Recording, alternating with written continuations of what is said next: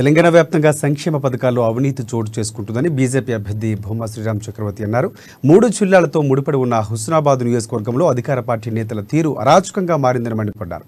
ప్రభుత్వ సంక్షేమ పథకాలు తమ పార్టీ కార్యకర్తలకు తమకు అనుకూలంగా వ్యవహరించే వారికి మాత్రమే ఇస్తున్నారంటున్న హుస్నాబాద్ బీజేపీ అభ్యర్థి భూమా శ్రీరామ్ చక్రవర్తితో మా కరీంనగర్ ప్రతినిధి Srikanth face to face. Telangana రాష్ట్రంలో రాబోయే రోజుల్లో జరగనున్న అసెంబ్లీ ఎన్నికలకు గాను హుస్నాబాద్ నియోజకవర్గం నుండి పోటీ చేయడానికి మాజీ ఎమ్మెల్యే బొమ్మ వెంకన్న తనయుడు బొమ్మ శ్రీరామ్ చక్రవర్తి మనతో పాటు ఉన్నారు. వారిని అడిగి మరిన్ని వివరాలు తీసుకుంది. చెప్పండి, అంటే మీరు నియోజకవర్గంలో ఇప్పుడు ఎలాంటి అంశాలతో ముందుకెళ్తున్నారు? ఒకవేళ అధిష్టానం కనుక మీకు టికెట్ కేటాయిస్తే మీరు ఎలాంటి కార్యక్రమాలు చేపట్టబోతున్నారు?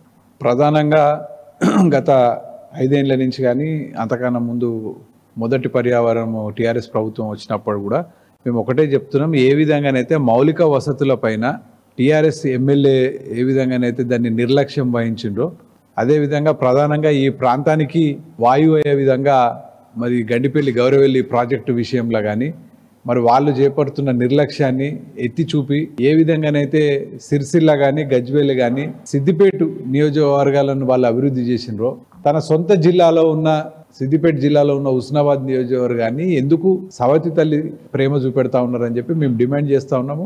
అనేక అంశాలపైన ఇవే కాకుండా కూడా మరి మొదట్లో చాలా అట్టహాసంగా ముఖ్యమంత్రి గారు చిన్న ముల్కునూరు దత్తకు తీసుకున్నారు.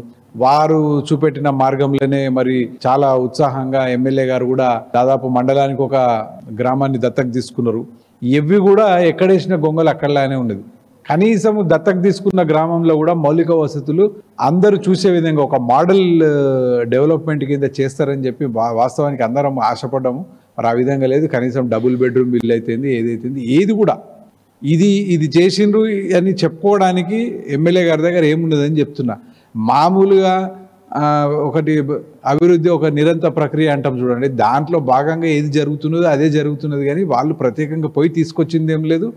గతంలో బొమ్మ వెంకన్న గారు కీర్తిశేషులు వాళ్ళు శాసనసభ్యులు ఉన్నప్పుడు పాదయాత్రలు జరిగినప్పుడు ఏ విధంగానైతే అప్పుడు గౌరవేలు గండివేలి ప్రాజెక్టుకు అప్పుడు చేసిండ్రో అప్పటి నుంచి ఇప్పటి వరకు మొదలు పెడితే ఈ 10 ఏళ్లలో కూడా ప్రాజెక్టును నత్తనడగన నడిపి వాళ్ళు చేస్తున్న జాప్యాన్ని ఇది ప్రతిపక్ష పార్టీలు చేపడుతున్న జాప్యము లేకపోతే వీళ్ళు కేసులు వేసి అడ్డుకుంటున్నారని కాదు. కానీ ఏ విధంగానైతే మల్లన్న సాగరో కొండపోచమ్మనో లేకపోతే వినాయక్ సాగర్ కానీ ఇవన్నీ ఏ విధంగానైతే వాళ్ళు ఆగమేఘాల మీద వాళ్ళు అడిగినంత మరి కాంపెన్సేషన్ ఏ విధంగా రైతులకు నష్టపరిహారం చెల్లించి మరి ఎంత తొందరగా చేసుకున్నారో ఆ ఒక్క ఇంట్రెస్ట్ కానీ ఆ చేద్దామన్న దృక్పథం కానీ పట్టుదల కానీ స్థానిక ఎమ్మెల్యేకి లేదు, వీళ్ళకి ఇక్కడ నాయకత్వానికి లేదు. కాబట్టి ఇవన్నీ ఎత్తి చూపి వాళ్ళ మీద పోరాటం చేస్తూ ఉన్నాం మేము.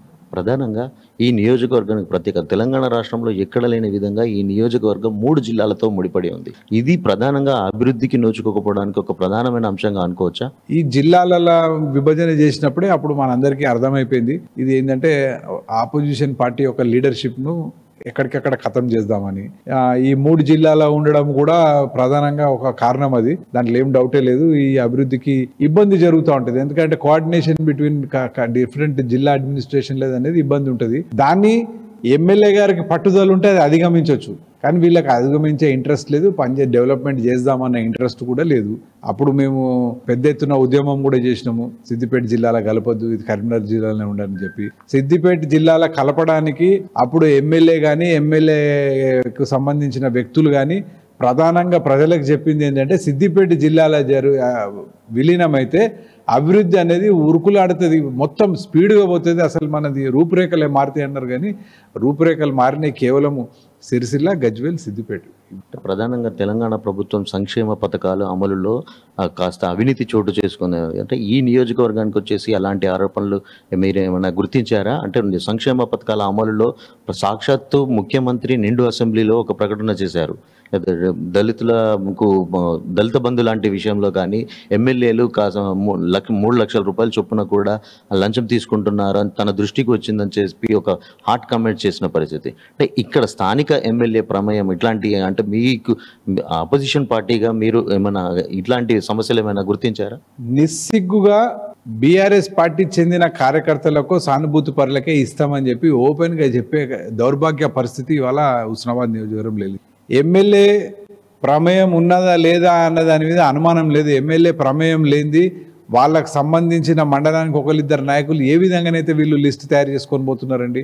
ఇవాళ నిన్నగాక మొన్న ప్రతి గ్రామంలో కూడా గృహలక్ష్మి, ఇప్పుడు కొత్తగా అయిన దాని గురించి చెప్తున్నా, గృహలక్ష్మి పథకం కింద ఏ విధంగానైతే వాళ్ళు ఓపెన్గానే టీఆర్ఎస్ పార్టీ యొక్క మెంబర్షిప్ ఉన్న వాళ్ళు అయితేంది, లేకపోతే సానుభూతి పరులు అయితేంది, లేకపోతే డబ్బులు ఇచ్చి పని చేయించుకునే వాళ్ళు అయితే వాళ్ళకే ఇచ్చింది, కానీ పారదర్శకంగా నిజంగా అర్హులైన వాళ్ళకు ఎక్కడ కూడా జరగట్లేదు. మొత్తానికి కేంద్రంలో అధికారంలో ఉన్న బీజేపీ పార్టీ మోడీ నాయకత్వము, సంక్షేమ పథకాలు మరొకసారి కూడా రాష్ట్రంలో కూడా అధికారంలోకి వచ్చే దిశగా కూడా యువత పెద్ద ఎత్తున కూడా బీజేపీ పార్టీని విశ్వసిస్తున్నారు. సర్వేల ఫలితాలు మాత్రము అది ఒక పెయిడ్ ఆర్టికల్గా కూడా మారుతుందని చెప్పేసి బొమ్మ శ్రీరామ్ చెప్తున్న పరిస్థితి. కెమెరా పర్సన్ అరుణ్తో శ్రీకాంత్, అమ్మా న్యూస్, హుస్నాబాద్.